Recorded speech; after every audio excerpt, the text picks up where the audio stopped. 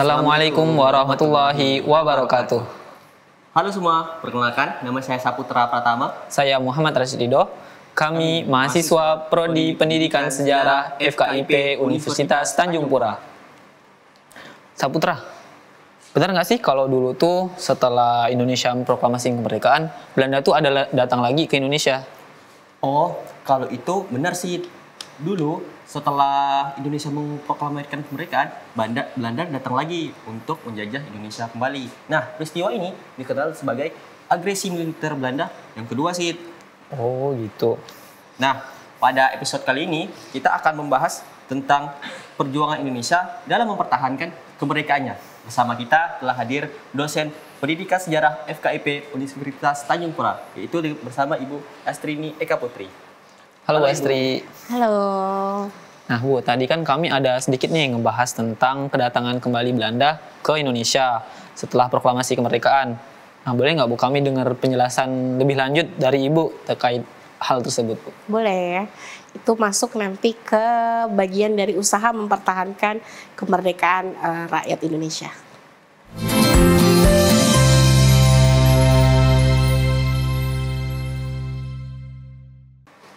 Nah, Ibu, boleh Bu tolong jelasin ke kami bagaimana sih Bu perjuangan rakyat Indonesia dalam mempertahankan kemerdekaannya?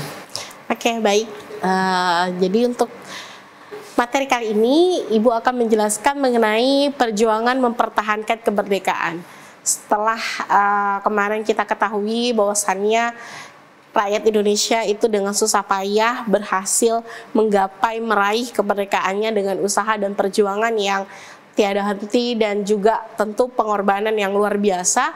Ternyata perjuangan rakyat Indonesia ini yang kita pikir sudah sampai puncaknya, itu ternyata masih harus berjuang lagi untuk mempertahankan kemerdekaannya itu sendiri. Nah, di sini saya akan menjelaskan beberapa hal mengenai usaha ataupun perjuangan dari rakyat Indonesia dalam mempertahankan kemerdekaannya. Nah, perjuangan yang dilakukan rakyat Indonesia dalam mempertahankan kemerdekaan itu ada dua cara. Pertama itu secara fisik, yang kedua secara diplomasi. Kalau secara fisik, seperti yang kita ketahui ya, kalau fisik ini analoginya adalah mereka melakukan perang ataupun terjadi beberapa konflik di beberapa area di Indonesia. Dan kalau diplomasi itu dilakukan dengan cara musyawarah diplomasi bersama dengan pihak yang datang ke Indonesia yang ingin menguasai kembali Indonesia. Nah, kita mulai dari perjuangan fisik. Sebenarnya setelah kemerdekaan Republik Indonesia ini diproklamirkan pada tanggal 17 Agustus 1945, di tahun yang sama itu Belanda atau Sekutu lebih tepatnya itu terbang kembali menuju Indonesia untuk menguasai kembali Indonesia. Mereka tidak mengakui kemerdekaan Indonesia kali itu. Jadi mereka menganggap Indonesia itu masih dalam kekuasaan dari Sekutu atau Belanda ini.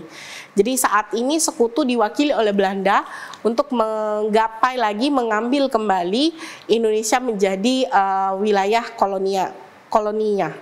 Jadi Sekutu bersama Belanda datang ke Indonesia, tujuannya adalah merebut kembali, dan tentu saja ini banyak mengalami konflik di beberapa area-area yang ada di Indonesia. Pertama yang akan Ibu singgung ini adalah pertempuran di Surabaya pada tanggal 10 November 1945.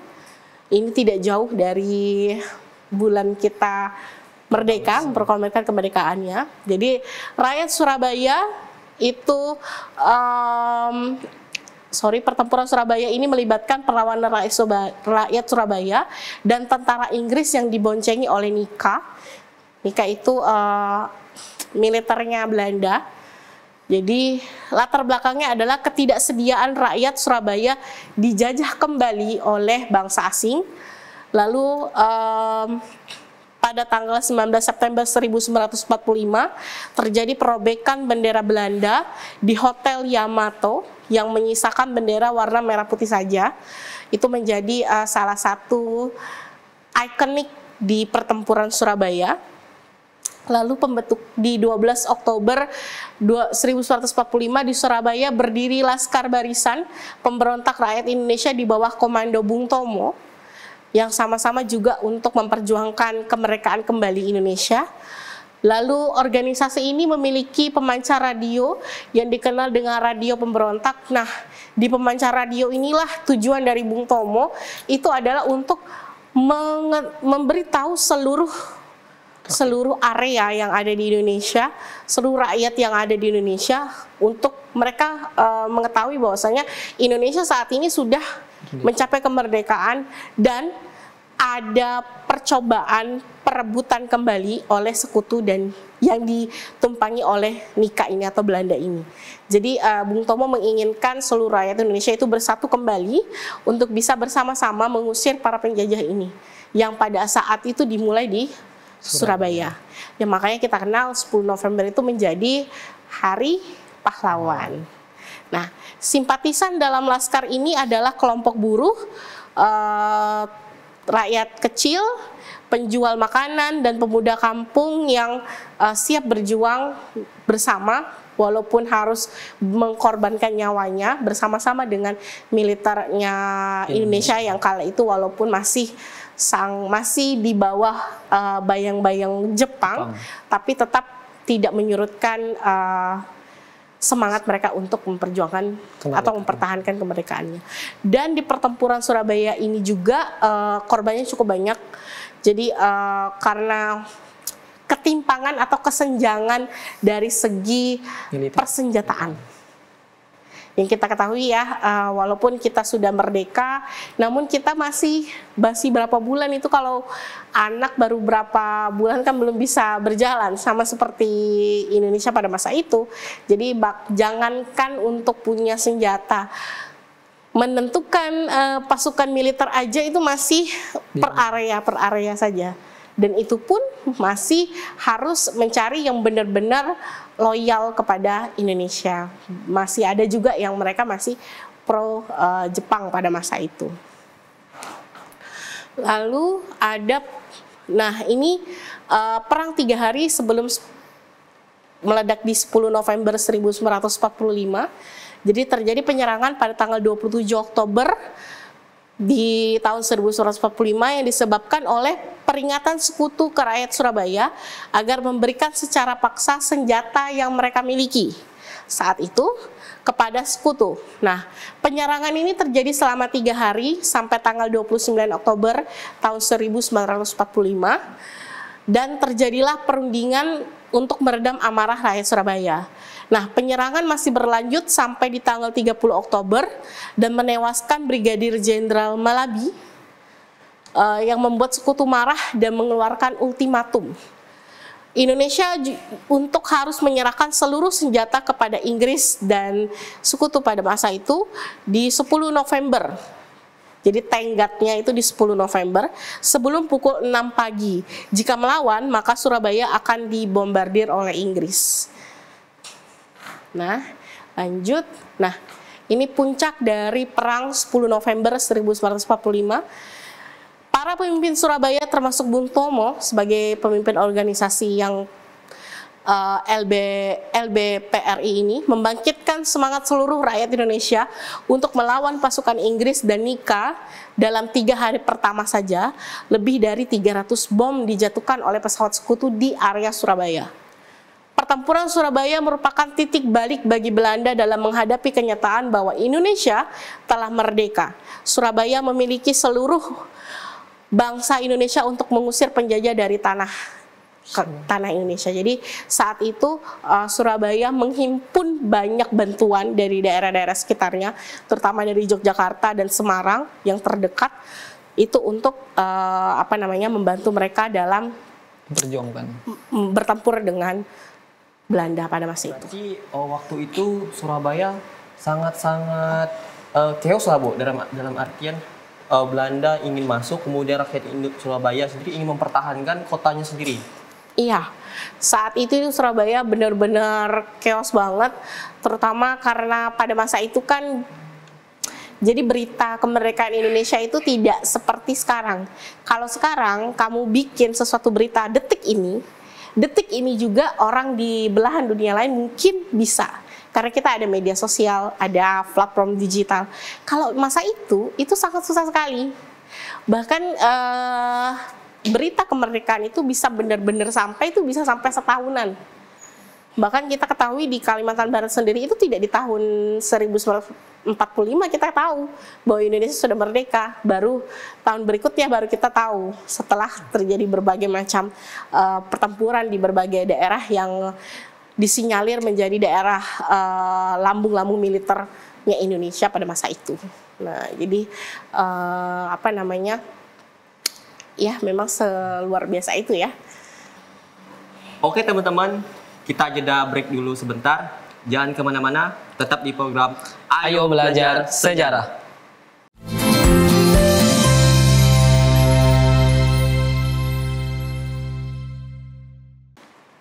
Oke teman-teman, kita kembali lagi di program Ayo Belajar Sejarah.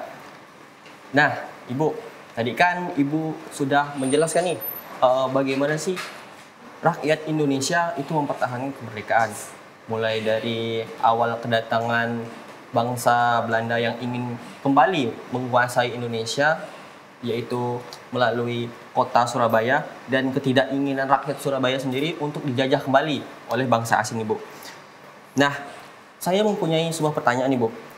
Mengapa kemudian Belanda ingin menguasai kembali Indonesia, Bu? Padahal kan seperti yang kita tahu bahwa Indonesia sudah memproklamasikan kemerdekaannya, Bu. Oke, apa sih menjadi alasan Belanda itu ingin kembali menjajah Indonesia? Sebenarnya masalah yang paling utama itu adalah dari sektor perekonomian. Kita ketahui Belanda itu ikut serta dalam Perang Dunia Kedua. Otomatis yang namanya kalau kita sebuah negara mau ikut perang itu bukan hanya sekadar mengorbankan jiwa raga, tapi juga materi untuk membiayai perang tersebut. Kita ketahui pembelian senjata, persenjataan kayak amunisi dan berbagai macamnya itu bukan murah, itu mahal. Ditambah lagi ketika masa Perang Dunia Kedua, Belanda itu sudah tidak lagi menguasai Indonesia, karena di Indonesia ketika itu sedang dalam masa kekuasaan Jepang. Nah, dari segi perekonomian inilah yang menjadi latar belakang utama kenapa Belanda ingin kembali menjajah Indonesia, karena Belanda ingin memperbaiki perekonomian mereka dengan cara mengeruk sumber daya alam dan sumber daya manusia yang ada di Indonesia untuk bisa mengembalikan pundi-pundi atau mengembalikan istilahnya kestabilan perekonomian Belanda pada masa itu. Itu tujuan yang pertama. Yang kedua, Belanda yang ditompangi oleh sekutu itu tujuannya juga salah satunya untuk memperluas ekspansi wilayah. Yang kita ketahui ya, Inggris pada masa itu menjadi salah satu negara sekutu lah ibaratnya, menjadi salah satu negara pemenang dalam Perang Dunia Kedua yang menginginkan daerah koloninya semakin luas dan ekspansi wilayahnya semakin banyak seperti itu. Nah, itu yang menjadi dua latar belakang utama yang dimiliki oleh Belanda dan Inggris untuk bisa kembali ke Indonesia. Baik, Bu, terima kasih. Boleh Bu lanjut jelasin, kami masih penasaran Bu, bagaimana sih kemudian kelanjutan perjuangan rakyat Indonesia ini Bu? Oke, nah sebenarnya dari yang akan saya tampilkan itu nanti ada beberapa mungkin teman-teman di sini ataupun teman-teman di rumah itu pasti tahu dan pasti pernah mendengarnya. Cuman ini sekadar merecall kembali bahwasannya ini termasuk fase mempertahankan atau perjuangan mempertahankan kemerdekaan. Selain di Surabaya, Inggris atau bersama dengan Belanda itu juga menyerbu Ambarawa. Maka terjadilah pertempuran di Ambarawa pada tanggal 15 Desember 1945. Dan peristiwa ini dilatar belakangi dengan mendaratnya Brigade Artileri dari Divisi India di Semarang pada tanggal 20 Oktober 1945. Mungkin yang belum tahu, Ambarawa itu pada masanya menjadi salah satu jalur transportasi utama dalam perkebunan. Perkebunan tebu maupun perkebunan komoditi ekspor pada masa itu. Jadi saya pernah berkunjung ke Ambarawa, masih ada stasiun lamanya, itu masih menyimpan banyak sekali jejak-jejak dari pertempuran Ambarawa ini. Di peristiwa 26 Oktober 1945 terjadilah pertempuran TKR, Tentara Keamanan Rakyat dan Tentara Sekutu, dan insiden ini berhenti setelah kedatangan Presiden Soekarno dan Brigadir Jenderal Bethel di Magelang pada 2 November dan terjadilah perjanjian gencatan senjata. Nah, perjanjian tersebut diingkari tentu saja oleh pihak Sekutu untuk mendorong pertempuran itu kembali terjadi. Jadi pertempuran Ambarawa itu terjadi 2 kali ya, sebelum terjadinya perjanjian, kesepakatan, lalu setelah dikhianati dari perjanjian tadi yang sudah dimusyawarahkan bersama tadi. Nah, ini beberapa proses dari pertempuran Ambarawa. Jadi tanggal 20 November pertempuran Ambarawa pecah antara TKR dan di bawah pimpinan Mayor Sumarto dan pasukan Inggris. Di 21 Novembernya pasukan Inggris dengan pertempurannya mulai berkobar sampai di tanggal 22 terjadi pengeboman di sekitar kampung di Ambarawa. Lalu pada tanggal 11 Desember 1945 terjadi perundingan antara Jenderal Sudirman dengan pemimpin sektor dari Sekutu, sehingga pada 12 Desember tahun yang sama pasukan TKR bergerak menuju target masing-masing. Nah, walaupun pada masa ini pasukan Inggris sebenarnya unggul dalam bidang persenjataan, namun mereka terdesak karena di bawah kepemimpinan Jenderal Sudirman mereka melakukan upaya-upaya gerilya di mana tidak terjadi perang di atas, tapi dengan berbagai strategi perang yang terjadi di bawah tanah, yang kayak misalkan penyerbuan di gudang senjatanya, perebutan senjatanya, yang mengakibatkan pasukan Inggris terus terdesak dan akhirnya mundur dari Ambarawa. Next. Ini juga salah satu pertempuran yang terkenal yang disebut dengan Bandung Lautan Api, di mana ketika itu Sekutu ingin menguasai Bandung, tapi oleh masyarakat karena tidak ingin dikuasai, maka seluruh kota Bandung itu dibakar. Maka disebut dengan Bandung Lautan Api. Jadi kalau ada yang mengatakan bahwasanya Bandung itu dibakar oleh Sekutu, bukan, tapi dibakar oleh rakyatnya sendiri karena tidak ingin areanya itu dikuasai oleh Belanda ataupun Sekutu sebagai upaya mempertahankan kemerdekaan itu tadi. Next. Ini juga pertempuran di Medan area di Sumatera Utara. Jadi juga oleh Sekutu di tanggal 9 Oktober di bawah kepemimpinan Brigadir Jenderal T.I.D. Kelly. Kedatangan ini awalnya disambut dengan baik. Tujuannya adalah untuk membebaskan tawanan perang yang ditawan oleh Jepang pada masa itu.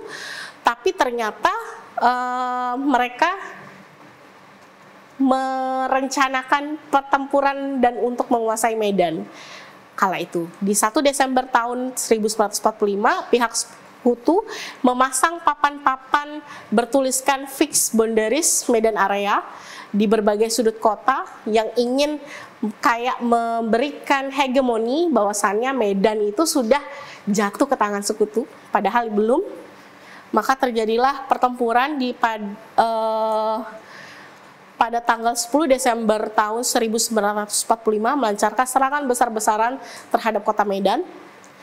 Dan April 1146 sekutu berhasil menduduki kota Medan.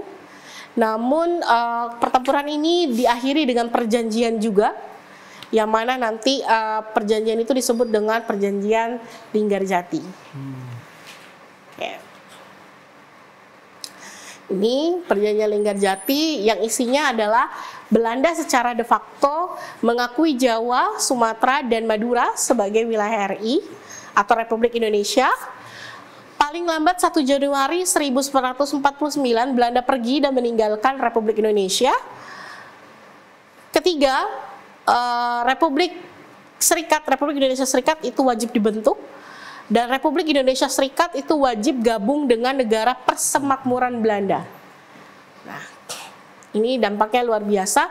Yang pertama adalah dampaknya terjadi agresi militer Belanda pertama yang menyebabkan banyak sekali korban jiwa pada masa itu. Nah, ini juga salah satu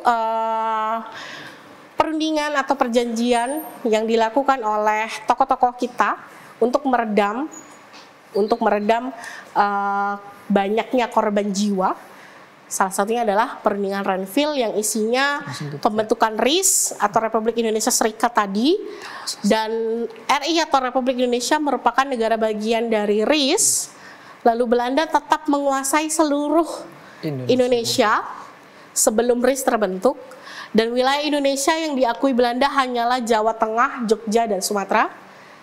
Wilayah kekuasaan Indonesia dan Belanda dipisahkan oleh garis demarkasi Van Mook.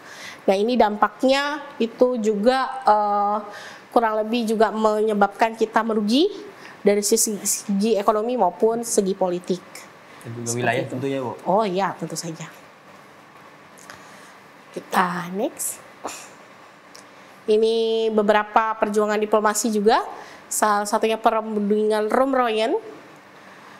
Jadi pada tanggal 7 Mei tahun 1949, perundingan ini menghasilkan pernyataan Indonesia menghentikan perang gerilya. Jadi ternyata perang gerilya yang dilakukan oleh Jenderal Sudirman itu seperti memukul mental sekutu dan Belanda pada masa itu, yang mengakibatkan sekutu dan Belanda itu kewalahan. Selain mereka harus berperang secara open di muka umum, seperti melakukan pertempuran seperti itu, mereka juga harus menghadapi siasat-siasat yang dilakukan oleh tentara Indonesia melalui gerilya ini tadi. Nah, jadi sangat luar biasa. Lalu Indonesia juga berpartisipasi dalam KMB atau Komisi Meja Bundar. Pernyataan Belanda salah satunya menyetujui pemerintahan RI di Jogja. Jadi ketika terjadi agresi militer yang pertama, itu ibu kota kita pindah ke Jogja supaya tetap mempertahankan mempertahankan struktur dari sebuah negara yang mana ibu kota tidak boleh runtuh. Jadi sebelum runtuh dipindahkan ke Jogja.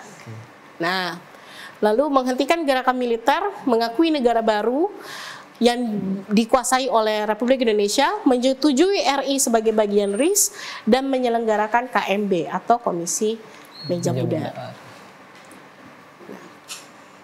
Ini ya. Baik. Terima kasih, Bu, atas penjelasan yang sangat-sangat bermanfaat ya bagi kita semua. Benar sekali. Dan dari penjelasan Ibu, kita semua tahu bahwa perjuangan rakyat Indonesia dalam mempertahankan kemerdekaan itu tidak mudah. Banyak kemudian perlawanan, baik secara fisik maupun non-fisik, dan juga perjanjian-perjanjian yang mengantarkan Indonesia bisa merdeka seperti sekarang. Bagi teman-teman, tetap terus belajar dan jangan lupa saksikan Ayo Belajar Sejarah. Saya Saputra Pratama. Saya Muhammad Rashid Ridho.